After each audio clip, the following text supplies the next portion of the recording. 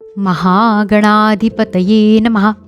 सजयति सिन्दूरवदनो देवो यत्पादपङ्कजस्मरणं वासरमणिरिवत्तमसां राशि नाशयति विघ्नानां। श्रीसरस्वत्यै नमः। नमस्ते शारदे देवी सरस्वतीमतीप्रदे वसत्वं मम जिह्वाग्रे सर्वविद्याप्रदा भव। ॐ नमो भगवते वासुदेवाय।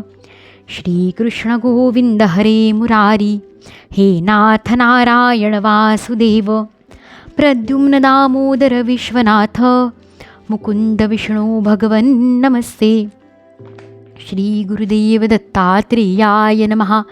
कृते जनार्दनो देवस्त्रितायां रघुनन्दना, द्वापारे रामकृष्णौ च कलौ श्रीपाद श्रीवल्लभः। श्री श्री गुरवे नमः। हृदयान्तरी वसेतु श्रीगुरुमाऊली, वरदहस्तधर मम श्री। तव प्रेमलाभो जन्मजन्मान्तरी, उद्धारावे कृपाळुवा श्रीहरिराया। श्रीमद्भागवत महापुराण प्रथमस्कंद अथ 12 परीक्षिताचा जन्म। शौनक म्हणाले, अश्वत्थाम्याने सोडलेल्या अत्यंत तेजस्वी ब्रह्मास्त्राने उत्तरेचा गर्भ नष्ट झाला होता, परंतु भगवंतांनी तो पुन्हा जिवंत केला. ज्याला शुकदेवांनी ज्ञानोपदेश केला होता त्या महाज्ञानी व महात्मा परीक्षिताचा जन्म, कर्म, मृत्यू आणि त्यानंतर त्याला जी गती प्राप्त झाली ते सर्व आपणास योग्य वाटत असेल तर आम्हास सांगावे, आम्ही मोठ्या श्रद्धेने ते ऐकू. सूत म्हणाले, धर्मराज युधिष्ठिर आपल्या प्रजेला प्रसन्न ठेवीत पित्या समान तिचे पालन करीत होते. भगवान श्रीकृष्णांच्या चरणकमलांच्या सेवेमुळे ते सर्व भोगांबाबत निस्पृह झाले होते. त्यांच्याजवळ विपुल संपत्ती होती. मोठे मोठे यज्ञ केल्या कारणाने त्यांच्या फलस्वरूप श्रेष्ठ लोकांचा अधिकार त्यांनी प्राप्त करून घेतला होता.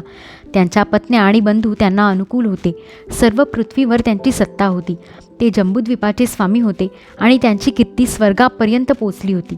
हे ऋषींनो, ज्याची देवताही इच्छा करतात अशा भोगसामग्री त्यांच्याजवळ होती, परंतु भुकेलेल्यांना अन्नाखेरीज अन्य वस्तूंची अपेक्षा नसते.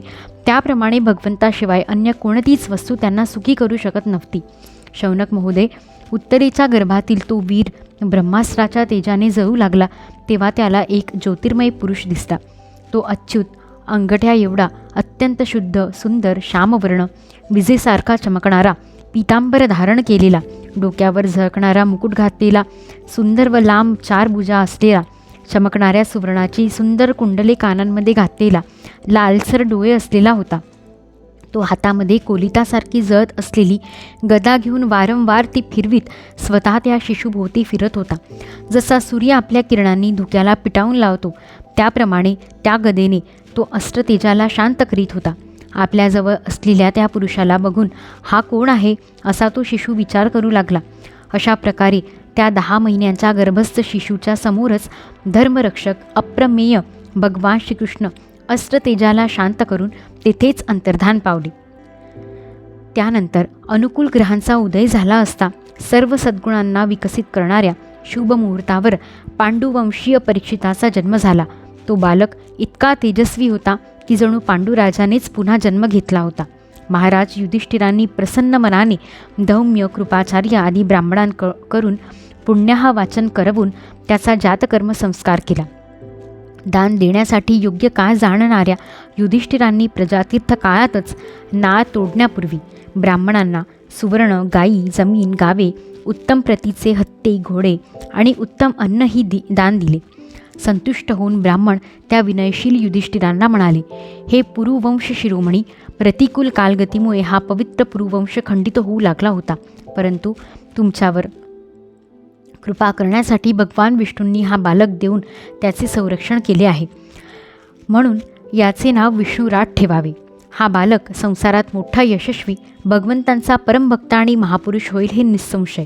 युधिष्ठिर म्हणाले, हे महात्म्यांनो, हा बालक आपल्या उज्ज्वल यशाने आमच्या वंशाचे पवित्र कीर्ती महात्मे राजर्षी यांचे अनुकरण करील ना?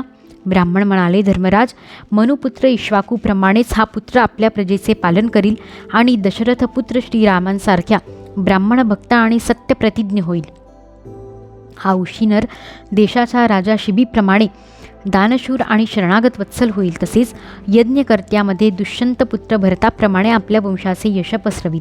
धनुर्धाऱ्यांमध्ये हा सहस्रार्जुन तसेच कौंतेय अर्जुन यांच्यासारखा अग्रगण्य होईल.